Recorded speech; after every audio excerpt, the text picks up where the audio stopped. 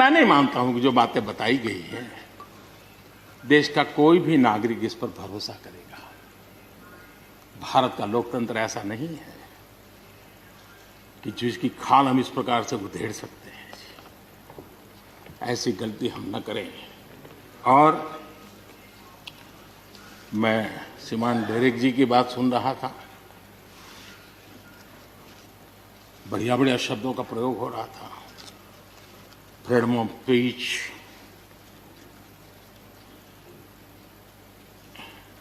Intimidation,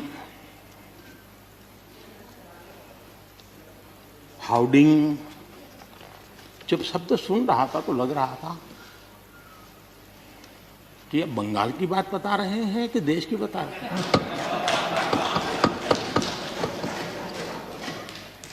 स्वाभाविक है, 24 घंटे वही देखते हैं, वही सुनते हैं, तो वही बात शायद गलती से यहां बता दी होगी। कांग्रेस के हमारे बाजवा साहब भी काफी अच्छा बता रहे थे इस बार, और इतना लंबा खींच करके बता रहे थे तो मुझे लग रहा था बस आप थोड़ी देर में ये इमरजेंसी तक पहुंच जाएंगे। मुझे लग रहा था थोड़ी देर में एक कदम बार बाकी है, वो 84 तक पहुंच जाएंगे, लेकिन वो वहां नहीं गए। खैर, कांग्रेस देश को बहुत निराश करती है, आपने भी निराश कर दिया।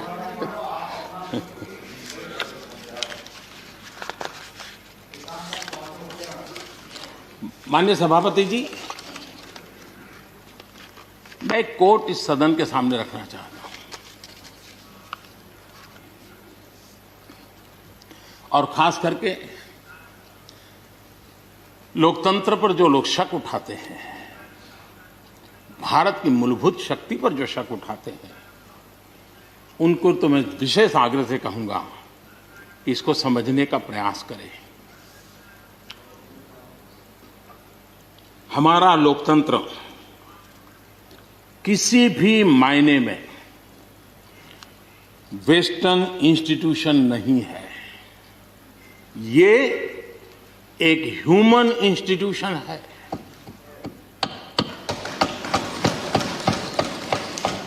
भारत का इतिहास लोकतांत्रिक संस्थानों के उदाहरणों से भरा पड़ा है। प्राचीन भारत में 81 गणतंत्रों का वर्णन हमें मिलता है। आज देशवासियों को भारत के राष्ट्रवाद पर चौतरफा हो रहे हमले से आगाह करना जरूरी है। भारत का राष्ट्रवाद ना तो संकीर्ण है, न स्वार्थी है, और ना ही आक्रामक है। ये सत्यम शिवम सुंदरम के मूल्यों से प्रेरित है। अनकोट। आदरणीय सभापति जी, ये कोटेशन आजाद हिंद फौज की प्रथम सरकार के प्रथम प्रधानमंत्री नेताजी सुभाष चंद्र बोस,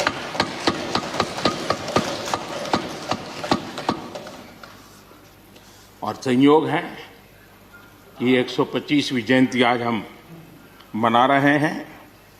लेकिन दुर्भाग्य इस बात का है कि जाने अनजाने में हमने नेताजी की इस भावना को, नेताजी के इन विचारों को, नेताजी के इन आदर्शों को भुला दिया, और उसका परिणाम है कि आज हमको कोसने लग गए। मैं तो कभी कभी हैरान हो जाता हूं। दुनिया जो हमें कोई शब्द पकड़ा देती है, हम भी उसको पकड़ करके चल पड़ते हैं। दुनिया की सबसे बड़ी डेमोक्रेसी, दुनिया की सबसे बड़ी डेमोक्रेसी, दुनिया की सबसे बड़ी डेमोक्रेसी सुनते हैं, हमको भी अच्छा लगता है। हाँ यार, भारत विश्व की सबसे बड़ा लोकतंत्र। लेकिन हमने अपने युवा पीढ़ी को ये सिखाया नहीं कि भारत ये मदर ऑफ डेमोक्रेसी है, ये लोकतंत्र की जननी है। हम सिर्फ बड़ा लोकतंत्र है ऐसा नहीं है, यह देश लोकतंत्र की जननी है।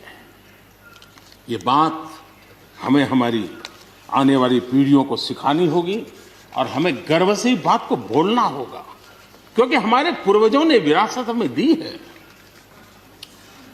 भारत की शासन व्यवस्था डेमोक्रेटिक है।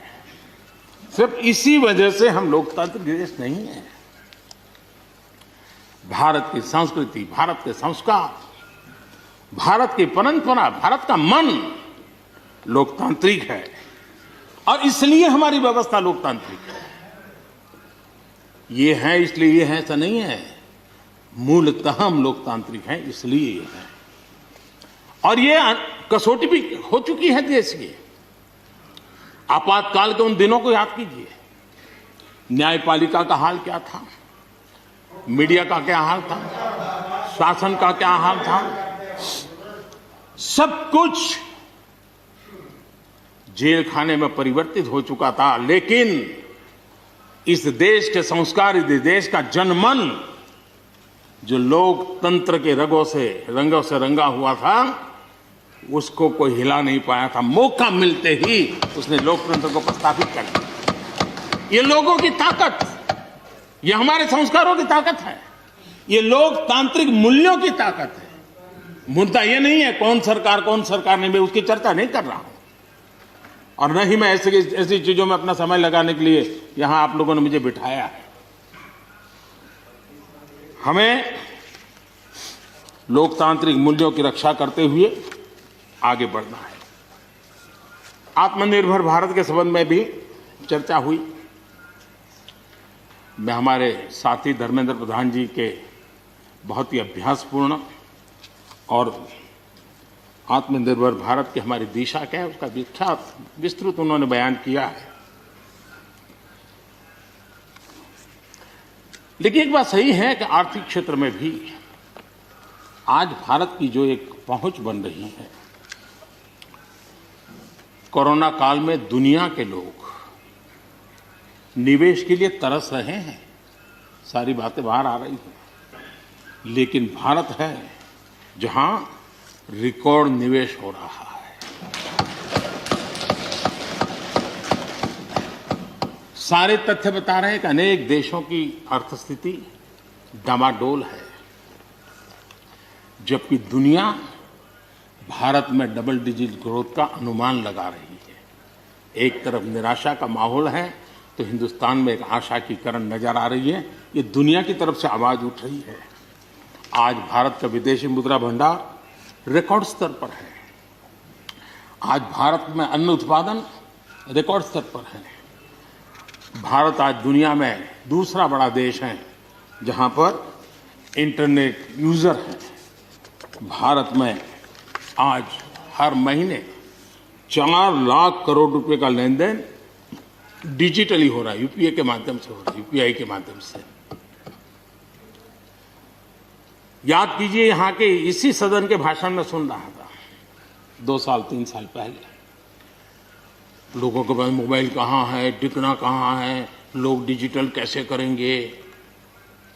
ये देश की ताकत देखिए, हर महीने 4 लाख करोड़ रुपए भारत मोबाइल फोन के निर्माता के रूप में दुनिया का दूसरा सबसे बड़ा देश बना है।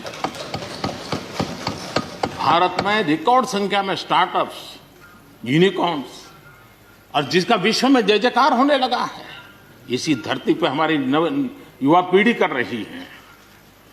रिन्यूएबल एनर्जी के क्षेत्र में विश्व के पहले 5 देशों में हमने अपनी जगह बना ली है और आने वाले दिनों में हम ऊपर ही चढ़ते जाने वाले हैं। जल हो, थल हो, नभ हो, अंतरिक्ष हो, भारत हर क्षेत्र में अपनी रक्षा के लिए अपने सामर्थ्य के साथ खड़ा है। सर्जिकल स्ट्राइक हो या एयर स्ट्राइक, भारत की कैपेबिलिटी को दुनिया ने देखा है।